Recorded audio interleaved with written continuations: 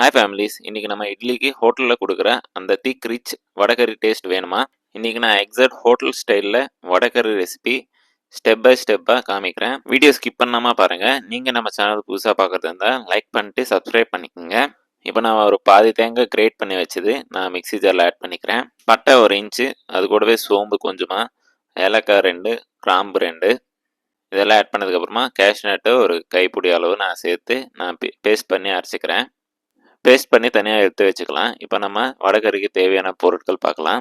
நான் வெங்காயம் ஒரு 250 கிராம் சாப் பண்ணி வச்சுருக்கேன். அது கூடவே மஞ்சள் தூள் 1 டேபிள் ஸ்பூன், தனியா தூள் 1 டேபிள் ஸ்பூன், சில்லி பவுடர் ஒரு 2 டேபிள் ஸ்பூன், கரம் மசாலா ஒரு 1 டேபிள் ஸ்பூனு, இதுக்கப்புறம் ஃப்ரை பண்ணி வச்ச வடை, இஞ்சி பூண்டு பேஸ்ட்டு, தக்காளி பேஸ்ட்டு, பட்டை, கிராம்பு, ஏலக்காய், சோம்பு, இது எல்லாம் ஹோல் கரம் மசாலா எடுத்துருக்கேன். ஃபைன் சாப் பண்ணி வச்ச மல்லி புதினா மிக்ஸ் பண்ணி வச்சுருக்கேன்.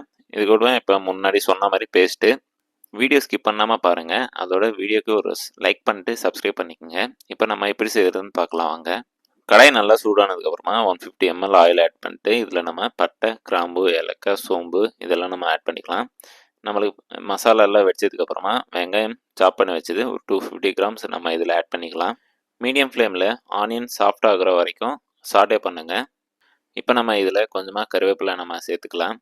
கருவேப்பிலை நம்மளுக்கு நல்ல ஃப்ளேவர் கொடுக்கும் வடகறிக்கு. இப்போ 1லேருந்து 2 பச்சை மிளகா சாப் பண்ணி வச்சது நம்ம ஆட் பண்ணிக்கலாம். நம்மளுக்கு வெங்காயம் சாஃப்ட் ஆகிற வரைக்கும் நல்லா சாட்டே பண்ணுங்கள். இதுக்கப்புறம் நம்ம சாப் பண்ணி வச்ச கொத்தமல்லி, புதினாவும் நம்ம ஆட் பண்ணிக்கலாம். நம்மளுக்கு புதினாவும் கொத்தமல்லியும் ஃப்ளேவர் நல்லா இருக்கும் வடகறிக்கு. நம்ம வெங்காயத்தில் சாட்டே பண்ணிங்கன்னா நம்மளுக்கு இன்னும் ஃப்ளேவர் நல்லா வரும். நான் சொல்கிற போல் ஸ்டெப்ஸ் ஃபாலோ பண்ணிக்கோங்க. இந்த வடகறி நீங்கள் வெஜ்ஜாகவே இருந்தாலும் உங்களுக்கு நான்வெஜ் ஸ்மெல்லில் பக்கத்து வீடு வரைக்கும் போகும். அந்த அளவுக்கு ஒரு சூப்பரான ஒரு டேஸ்டியான ஒரு டிஷ்ஷுங்க இந்த வடகறி. ஸோ மிஸ் பண்ணாமல் ஸ்டெப் பை ஸ்டெப்பாக பாருங்கள் நான் எப்படி செய்கிறேன்ட்டு. இதுக்கப்புறம் நம்ம இஞ்சி பூண்டு பேஸ்ட்டு சேர்த்துக்கலாம். நான் இதில் இஞ்சி பூண்டு பேஸ்ட்டு ஒரு 2 டேபிள் ஸ்பூன் வரை ஆட் பண்ணிக்கிறேன்.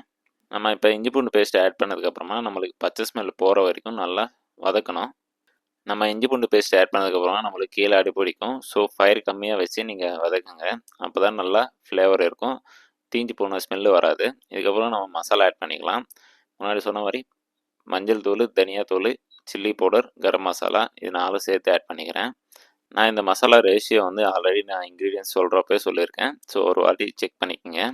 இதுக்கப்புறமா நான் தக்காளி பேஸ்ட்டு, நான் தக்காளி வந்து ஒரு 2 மீடியம் சைஸ் தக்காளி மிக்ஸி ஜாரில் பேஸ்ட் பண்ணி நான் இப்போ ஆட் பண்ணிக்கிறேன். இதுக்கப்புறம் நம்ம இந்த தக்காளியோட பச்சை ஸ்மெல் போகிற வரைக்கும் நம்ம நல்லா ஃப்ரை பண்ணிக்கணும். நிறைய பேர் இந்த மிஸ்டேக் பண்ணுவாங்க. தக்காளி ஆட் பண்ண உடனே நம்ம தண்ணி ஆட் பண்ணிவிடுவோம். அது போல் பண்ணாதீங்க. நம்மளுக்கு தக்காளி பச்சை ஸ்மெல் போகிற வரைக்கும் நம்ம கடாயிலே வதக்கணும் ஆயிலோட. அதுக்கப்புறமா தான் நம்ம தண்ணி ஆட் பண்ணிக்கணும். நம்ம தக்காளி எந்த அளவுக்கு வதக்குறோமோ அந்தளவுக்கு நம்ம கிரேவி நல்லா இருக்கும். ஸ்மெல்லும் சரி, அப்படியே கிரேவி பார்க்கறதுக்கும் ரொம்பவே சூப்பராக இருக்கும். ஸோ இந்த டிப்ஸ் மறக்காமல் ஃபாலோ பண்ணிக்கோங்க. இதுக்கப்புறமா நான் ஒரு டீஸ்பூன் அளவு சுகர் ஆட் பண்ணிக்கிறேன். நான் சுகர் எதுக்கு ஆட் பண்ணுறேன்னா நம்மளுக்கு டேஸ்ட் வந்து நம்மளுக்கு பேலன்ஸ் ஆகும். ஸோ அதனால தான் நம்ம இந்த குருமா ஐட்டம் எது செஞ்சாலும் நம்ம இதில் சுகர் ஆட் பண்ணிங்கன்னா உங்களுக்கு நல்லாவே இருக்கும் டேஸ்ட்டு. ஸோ மறக்காமல் ஆட் பண்ணிக்கோங்க. சில பேர் தக்காளி அதிகமாக போட்டுருவாங்க. அவங்கெல்லாம் இது சுகர் கொஞ்சம் ஆட் பண்ணிங்கன்னா உங்களுக்கு புளிப்பு கொஞ்சம் கம்மியாகும். அதோடவே நல்லா கரெக்டாக பேலன்ஸ் ஆகும். இப்போ தேவையான அளவு சால்ட்டும் ஆட் பண்ணிக்கோங்க நீங்கள். இதுக்கப்புறம் நம்மளுக்கு தண்ணி நல்லா கொதிக்குது. இப்போ நம்ம இதில் ஃப்ரை பண்ணி வச்ச வடை நம்ம ஆட் பண்ணிக்கலாம். நான் இந்த வடை முன்னாடி நான் மசாலா வடை செஞ்சுருக்கேன். ஸோ அந்த வடை தான் இப்போ நான் யூஸ் பண்ணுறேன். யாராவது பார்க்கலைன்னா அந்த வீடியோ செக் பண்ணிக்கோங்க. டிஸ்கிரிப்ஷனில் லிங்க் தரேன். இப்போ நம்ம வீட்டில் ஏதாவது ஃபங்க்ஷன் இருந்தாலும் இல்லைனா கெஸ்ட் ஏதாவது வந்தாலும் நம்ம முதல்ல செய்கிறது இந்த வடை செய்வாங்க, மசாலா வடை. ஸோ அதிகமாக செஞ்சுட்டு நிறைய பேர் சாப்பிட மாட்டாங்க. ஸோ அதனால் வேஸ்ட் ஆகிடும்.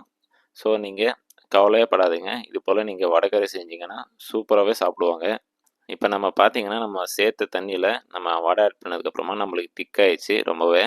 ஸோ அதனால் நான் இன்னும் கொஞ்சம் தண்ணி ஆட் பண்ணிக்கிறேன். முன்னாடி சொன்ன மாதிரி அரைச்சி வச்ச பேஸ்ட்டு, தேங்காயும் முந்திரி பேஸ்ட் அரைச்சி வச்சுருப்போம். இப்போ நம்ம அந்த பேஸ்ட்டை நம்ம இப்போ ஆட் பண்ணிக்கலாம். இது ஆட் பண்ணோம்னா நம்மளுக்கு கிரேவி திக்னஸ் நல்லாயிருக்கும், அதோட ஷைனிங்கும் நல்லாயிருக்கும், டேஸ்ட்டும் அட்டகாசமாக இருக்கும். இப்போ நம்ம வீட்டில் செய்கிறப்பெல்லாம் நீங்கள் இந்த பேஸ்ட்டெல்லாம் ஆட் பண்ணாமல் செய்வீங்க. ஸோ அதனால தான் உங்களுக்கு வடகறி திக்னஸ் வராமல் தண்ணியாக இருக்கும். நம்ம இந்த பேஸ்ட் ஆட் பண்ணால் தான் ஒரு நான்வெஜ் டேஸ்ட்டில் நம்மளுக்கு சூப்பராக கிடைக்கும் இந்த வடகறி ரெசிபி. கண்டிப்பாக இந்த தேங்காய் பேஸ்ட்டை நம்ம ஆட் பண்ணிக்கணும் இந்த வடகறியோட. உங்களுக்கு இன்னும் ஹோட்டல் ஸ்டைலில் ரெசிபிஸ் வேணும்னா நம்ம சேனல் உடனே சப்ஸ்கிரைப் பண்ணிக்கோங்க. அப்படியே லைக் பண்ணிட்டு வீடியோ பாருங்கள்.